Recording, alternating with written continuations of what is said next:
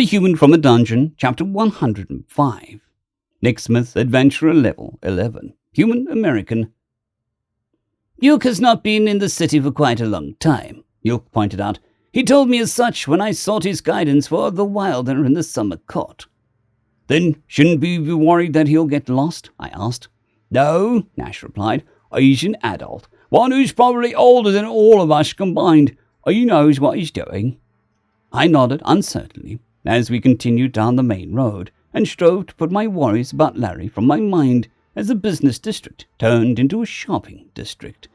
This change was marked by a steep increase in crowd density, which made it more difficult to keep pace with Yuk and Nash. Various restaurants, shops, and offices lined the road. A few of them caught my eye as we passed, despite all of the people in the way. The first was a jewelry store that had to stop near to allow a cart to pass.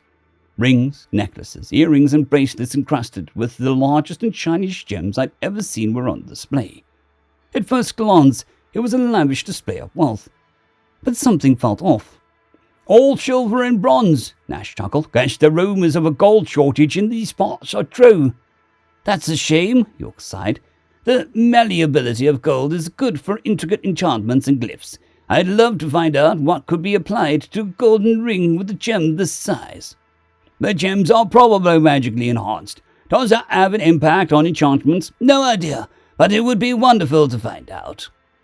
Yeah, I bet. Don't you go wasting our hard-earned coin on your scientific ventures now. What good is gold if not to be used to satisfy one's whims? Yuk chuckled and winked.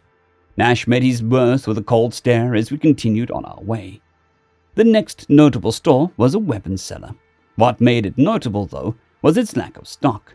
The displays in the windows were completely empty, and a closer look in the interior as we passed showed that there weren't many items hanging on the walls either. That's probably not a good sign, right? I asked. What isn't? Yuk turned to me with a raised eyebrow. The almost empty weapons shop, probably, Nash said. I'd say that it depends. There's a bunch of reasons that a weapons shop could run out of inventory, and all of them are impactful to the rest of us. For instance, if the Fae behind the counter just recently bought the store, he might have decided to get rid of iron and steel inventory. Or maybe it's just that much more difficult to find good weapons made of other metals. There was a Fae behind the counter, I asked. Yep.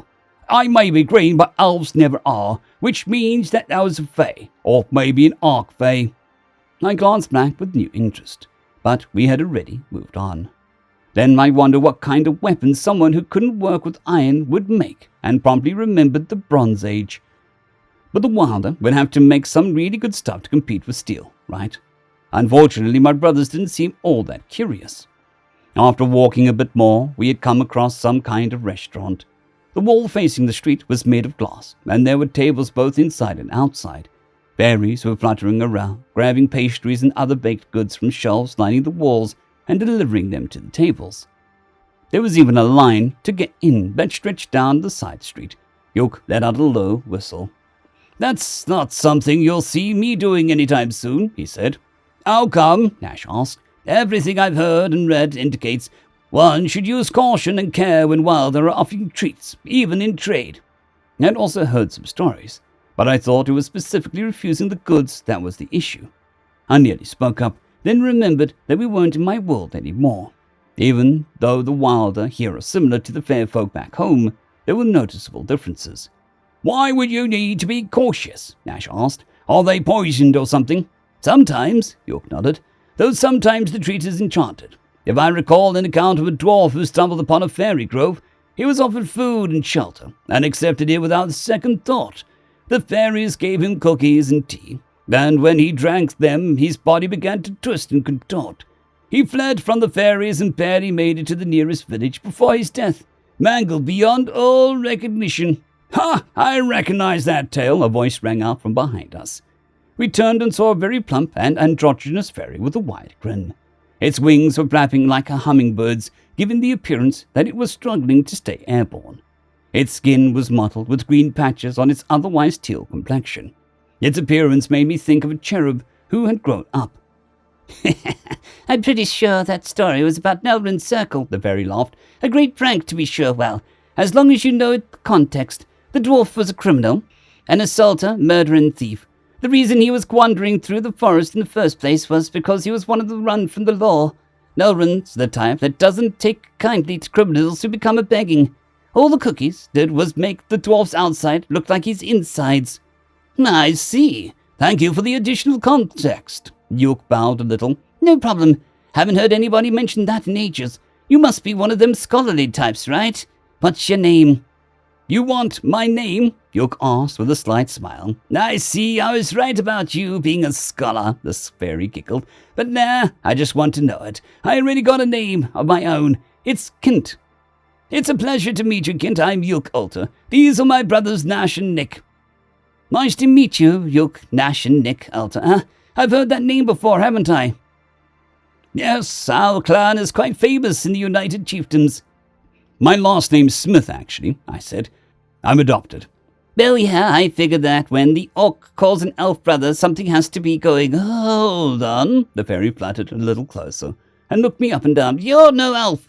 Nope. I'm a human. Yeah, I know. What you doing here? Well, we're going to meet the summer court, I replied hesitantly. Why do you ask? Oh, no real reason. Never mind. Kent shook its head and smiled. I was just curious is all. So you're meeting with the court, huh?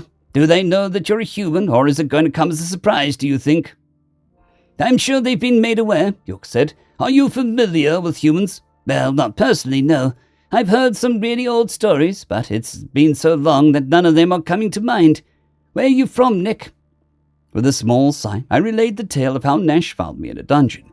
The fairy's expression betrayed empathy and concern, but also curiosity. Where's the rest of your kind at? It asked, curiosity winning the day. I don't know. As far as I'm aware, I'm the only human in this world. There were others, but they've probably been gone for a long time, I explained. I see. I'm sorry. I can't even imagine what that would be like. Kent flew closer and patted me on the shoulder. Thanks for telling me your tale, though. Oh, wait. Shit. I guess that means I owe you one. No, don't argue. It's easier for all of us if we just roll with it. Is there anything I can help you with so I don't owe you any more? We are looking for the Marfix Inn, York interjected, assuming there is one in this city. No, there is. Just keep going down the main road. It's right next to the keep. There's no way you'd miss it. It's the grandest building in the city, Kent chuckled. Course, only the rich visitors stay there. Pretty much just wealthy merchants and nobles who aren't invited to stay in the keep. You lot don't strike me as the typical patrons. We rescued the owner's nephew, Nash said. He set us up with free food and board. Truly, what luck. Well, I personally wouldn't consider it luck, but you mortals love luxuries. I bet you have some hired ones looking after you. Nash and York glanced at me and tried my best not to sigh. Looking after me is one way to describe it, I suppose.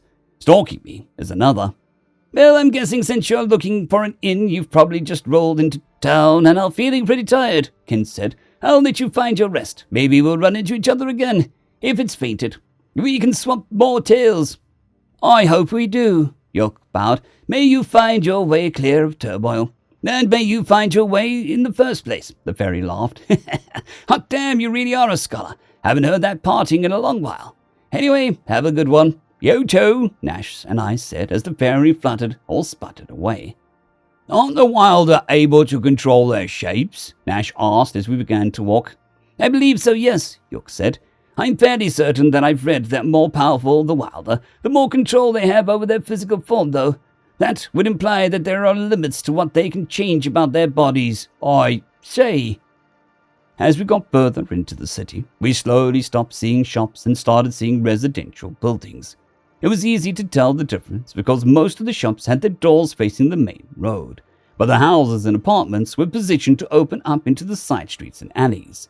Plus, there weren't as many people. The lack of people ended up having some pros and cons. On the upside, it was easier to keep up with York and Nash.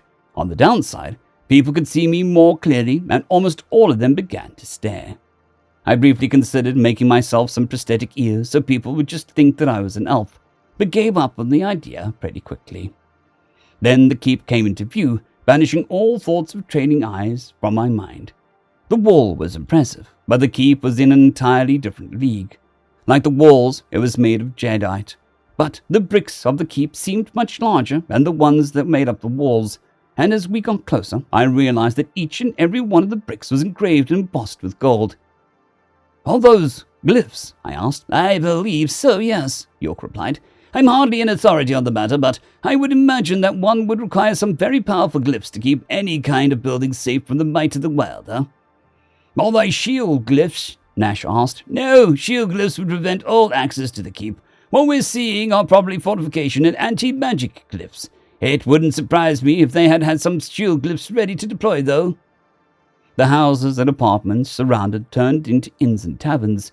The closer we got to the keep, the fancier these buildings became.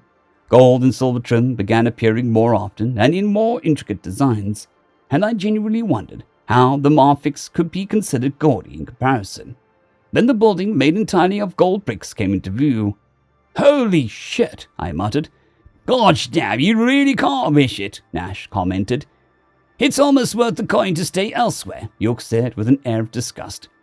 No, it isn't. What's with you trying to spend all our coin? What good is it if we don't spend it?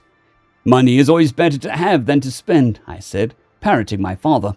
You'll get your chance to spend it, because life is full of unexpected expenses. York slowly turned to look at me, as if I just sheathed my dagger in his back. Unexpected expenses, Nash laughed, like someone notching their sword by swinging it at a fecking brick wall. Precisely, I said, or someone notching their axe by swinging it at a reinforced glass. Nash stopped in the middle of the road and treated me to a cold stare.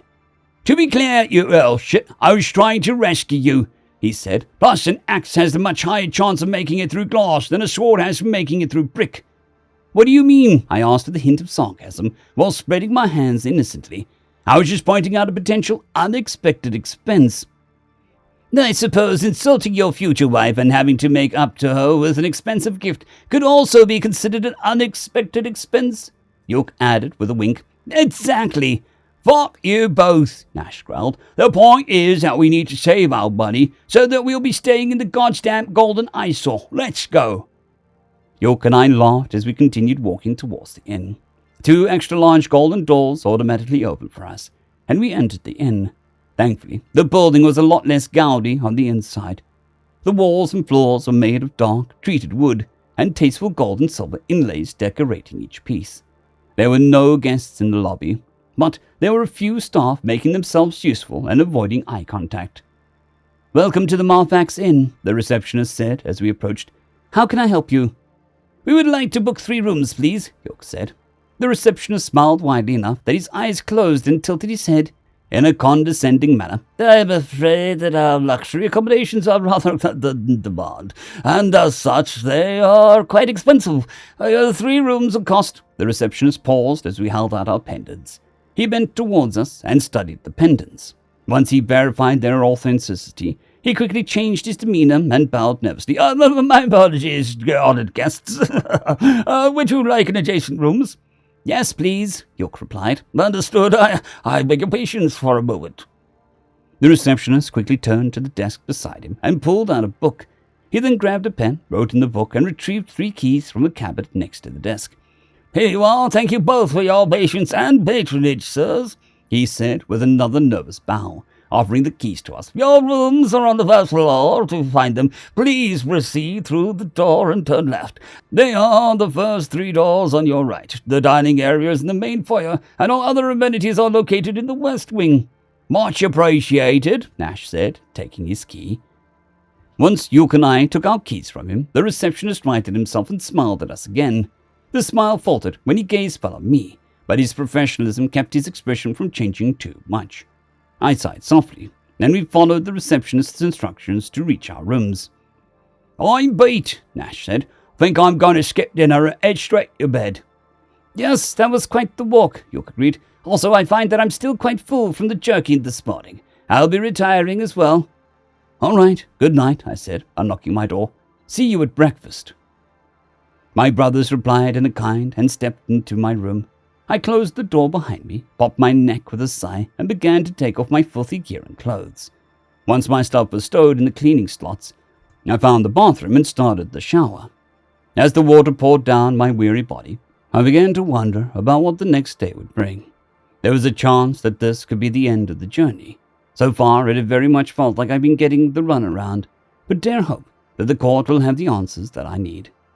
Will I finally find out how I can get home, back to Cass, my family?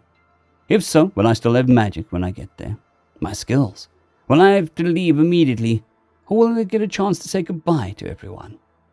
I dried myself off and plopped into a comfortable bed with another sigh. Only tomorrow will tell. End of chapter. I would like to thank our T5 members and patrons, Casper Arnholtz, Jon Creighton, W.R.E, 050, Dragzoon W.R.E, and Elijah Silvercross. Thank you very much.